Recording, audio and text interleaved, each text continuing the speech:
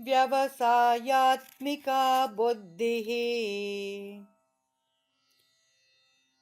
एकेह कुरु नन्दन बहुशाखा ह्यनन्ताश्च बुद्धयो व्यवसायिनाम्।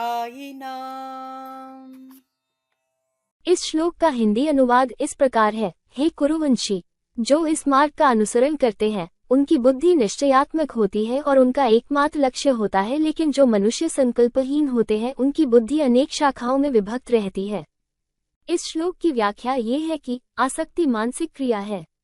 इसका अभिप्राय यह है कि मन बार बार अपनी आसक्ति के विषयों की ओर भागता है, जो किसी व्यक्ति, इंद्रिय विषय, प्रतिष्ठा, शारीरिक सुख और परिस्थितियों इत्यादि में हो सकती है।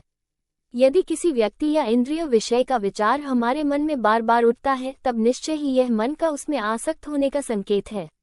यदि यह मन ही आसक्त हो जाता है, तब भगवान इस आसक्ति के विषय के बीच बुद्धि को क्यों लाना चाहते हैं? क्या आसक्ति का उन्मूलन करने में बुद्धि की कोई भूमिका होती है?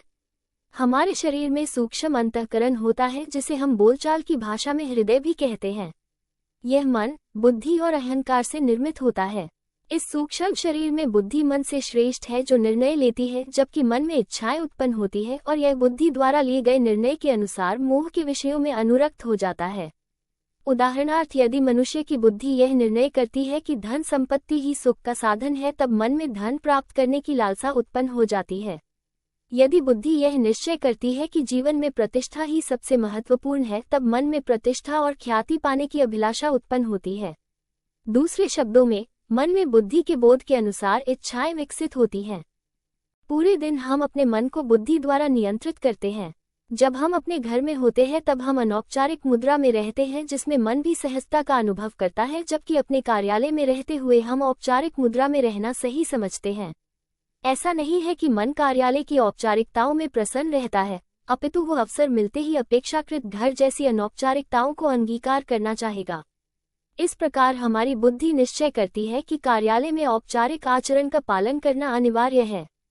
इसलिए बुद्धि मन को नियंत्रित करती है, और जब लोग पूरे दिन अपने कार्यालय में औपचारिक मुद्रा में रहते हैं और उन्हें मन की प्रकृति के विपरीत औपचारिक शिष्टाचार का पालन करना पड़ता है, इसी प्रकार मन कार्यालय के कार्यों में सुख अनुभव नहीं करता। यदि उसे स्वतंत्र छोड़ दिया जाए, तब वो कार्यालय में कार्य करने की अपेक्षा घर में बैठकर टेलीविजन देखना चाहेगा, किंतु बुद्धि उसे यह आदेश देती है कि जीवन निर्वाह हेतु कार्यालय में बैठकर कार्य करना अनिवार्य है।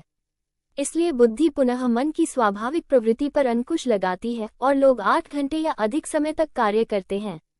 उपर्युक्त उदाहरण से हमें ये ज्ञात होता है कि हमारी बुद्धि मन को नियंत्रित करने में सक्षम है। इसलिए हमें अपनी बुद्धि को उचित ज्ञान के साथ पोषित करना चाहिए और उसका प्रयोग मन को उचित दिशा की ओर ले जाने का मार्गदर्शन प्रदान करने में करना चाहिए। बुद्धि योग मन को कर्म फलों से विरक्त रखने का विज्ञान है, जो बुद्धि में ये दृढ़ निश्चय विकसित करता है कि सभी कार्य भगवान के सुख के निमित्त हैं। ऐसी स्थिर बुद्धि वाला मनुष्य एकाग्रता से अपने लक्ष्य पर ध्यान रखता है और निर्बाध गति से धनुष से छोड़े गए बाण के समान अपने मार्ग को पार कर लेता है। यदि कोई पुरुष या स्त्री यह संकल्प लेती है, यदि मेरे मार्ग में लाख बाधाएं उत्पन्न हो जाएं और यदि सारा संसार मेरी निंदा करे और यदि मुझे अपने जीवन का भी बलिदान क्यों न करना पड़े, तब भी मैं अपनी साधना नहीं छोड़ूंगी।